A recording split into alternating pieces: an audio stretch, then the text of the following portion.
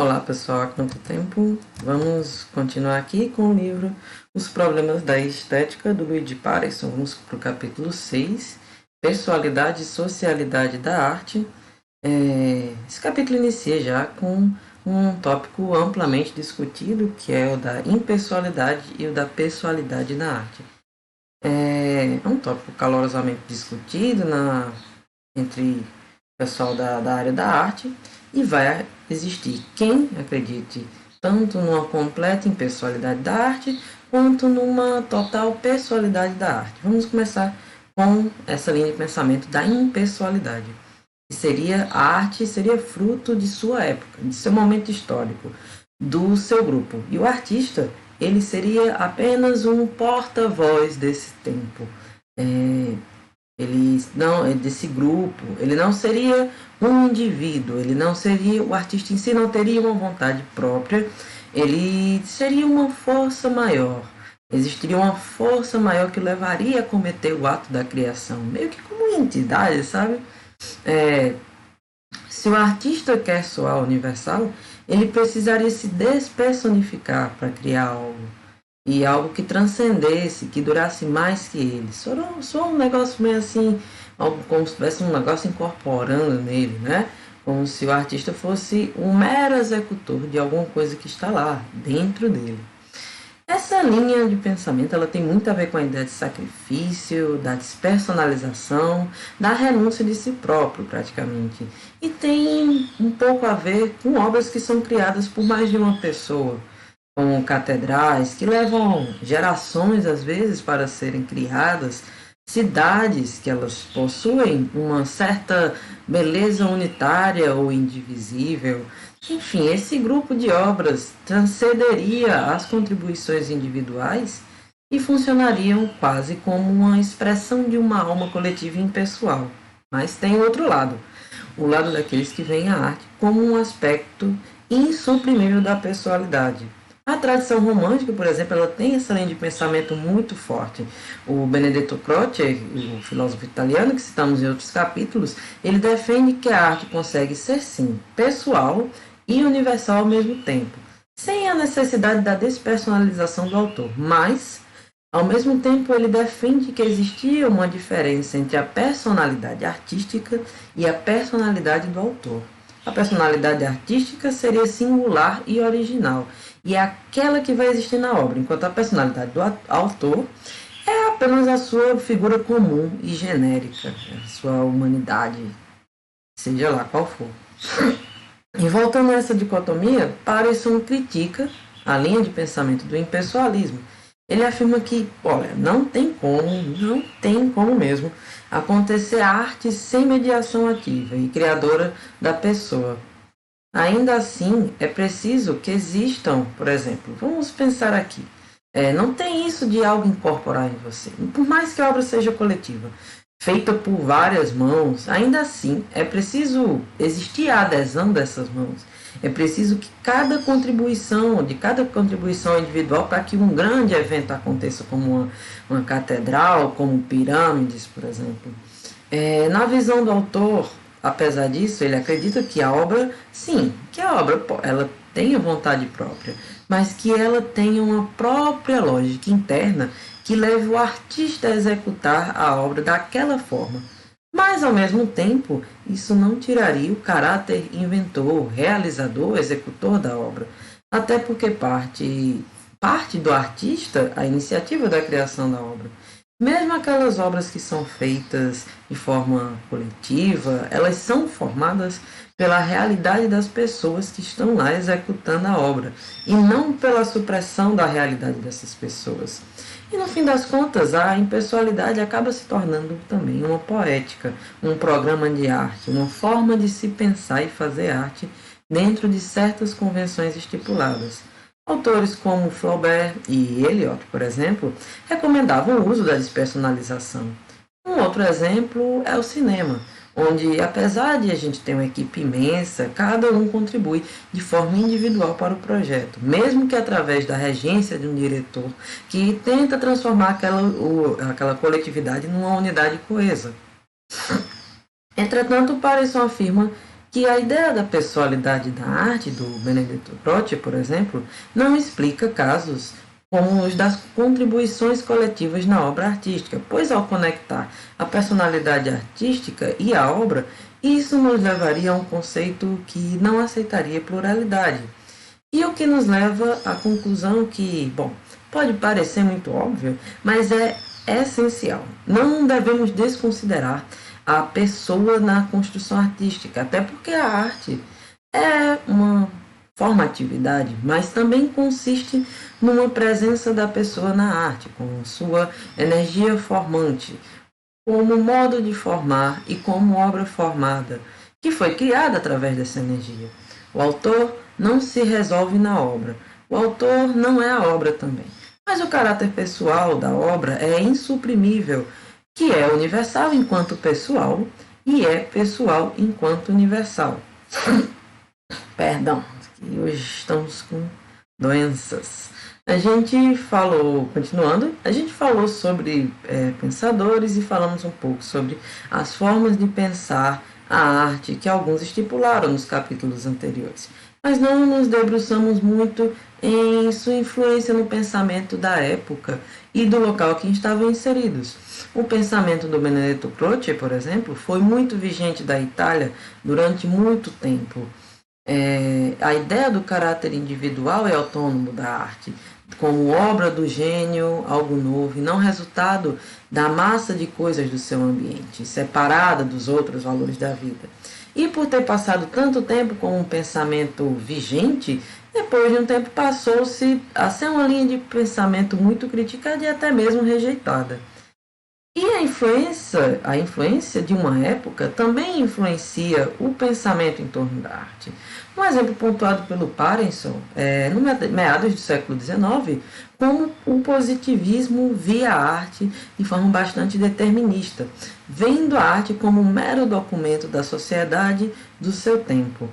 E ainda assim, apesar de todas essas concepções mais impessoais, a concepção da pessoalidade da arte permanece muito forte em muitas pessoas, da arte em seu caráter individual, indo além desses determinismos sociais.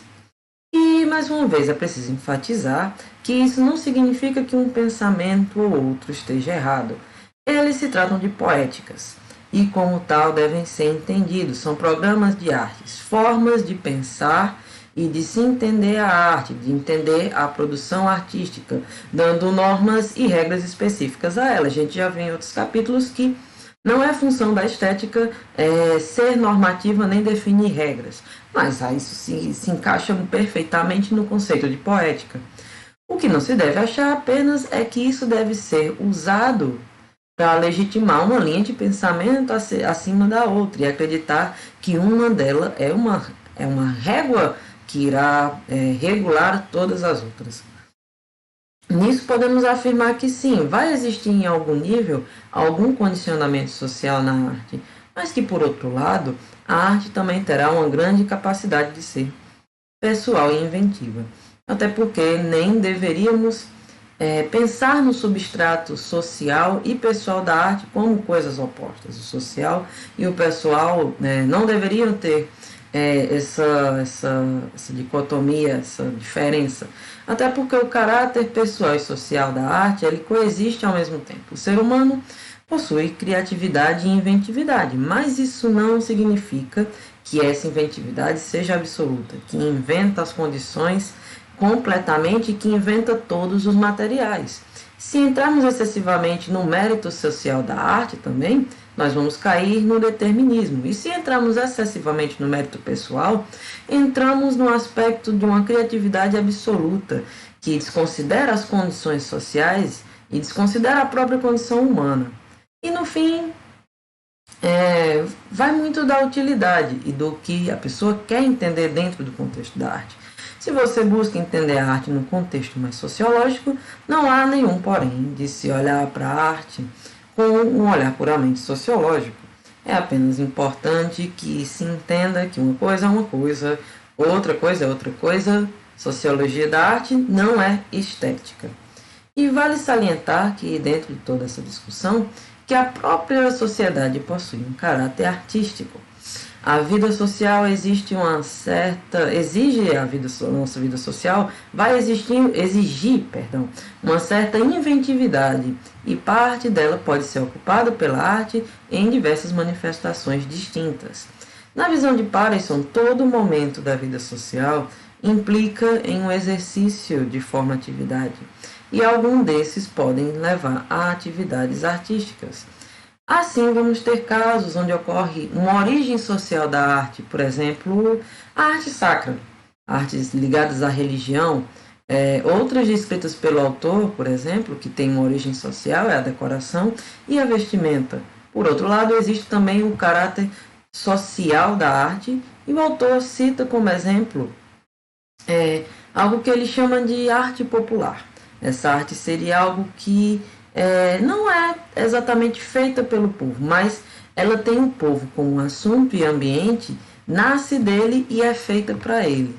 Chegamos assim à noção do condicionamento social da arte, que pode ser visto através de 3 pontos de vista: o ponto de vista do artista, de suas condições internas, e de sua procedência social. Tem também o ponto de vista da própria sociedade, quando o artista cria uma obra que possui tal capacidade de virar um fragmento praticamente da alma de um povo de uma determinada época, como um canto popular, que vai ecoar por séculos, por exemplo, e que ajuda a revelar o espírito de um povo. E, por fim, tem o próprio gosto do público, que o artista, em geral, pode ir por 2 caminhos na visão de Pareson. Ele pode ir pela convergência, onde ele segue aquela tendência, e o caminho onde o artista ajuda a ditar em algum nível o gosto do público, antecipando algo que talvez o público quisesse, mas ainda não sabia. Mas isso não significa necessariamente que o fim social é perseguido pela arte, e que a arte só consegue ser arte se alcança um fim social. O que acontece é que a arte alcança esse fim social porque ela conseguiu ser arte, e não que tenha avidamente procurado por isso. Um exemplo que Pareson cita de uma tentativa de ser de uma arte perseguir um fim social e acabar falhando pela sua excessiva pretensão em buscar esse fim social é a poesia patriótica. Se uma poesia ela vai possuir uma função social, isso irá acontecer sem que o artista precise forçar isso a acontecer. E veja isso, sem que ele veja isso como a finalidade da obra. Outro fator é o da força que certas obras de arte têm de influenciar a sociedade, seja pelo seu assunto, seja pelo seu tema. Em muitos casos, é o que leva a obra a ser tão influente. Mas não só isso, não basta apenas ser um assunto extremamente popular, até porque inúmeras obras devem ter, naquela mesma época, se proposto a exercitar aquele determinado assunto. Se a obra com aquele específico assunto teve tanta força a ponto de influenciar uma sociedade, isso significa que a obra em si vai ter uma vibração e uma unicidade. E por fim, a arte pode ser fundadora da sociedade. É isso mesmo. A arte pode ser considerada uma condição indispensável de civilização. Perdão, o contrário. A arte pode ser considerada uma condição indispensável de civilização. E é um fator, sim, de suma importância educacional, além de sua grande capacidade de comunicação. E isso não seria uma forma de despersonalização. Na verdade, seria mais o contrário, que a personalidade seria de grande importância na arte, até porque alguns vínculos entre obra e o indivíduo serão mais estreitos quanto mais individual for o diálogo com a obra. E bom, esse capítulo finaliza aqui. Agora, esse capítulo leva a uma reflexão mais contemporânea, isso não está no texto do Pareson, obviamente, mas é um questionamento mais pessoal. Por exemplo, como ficaria a pessoalidade na arte em tempos mais contemporâneos, onde nós temos obras feitas por Deep Learning ou por outras áreas da inteligência artificial, por aprendizado de máquina?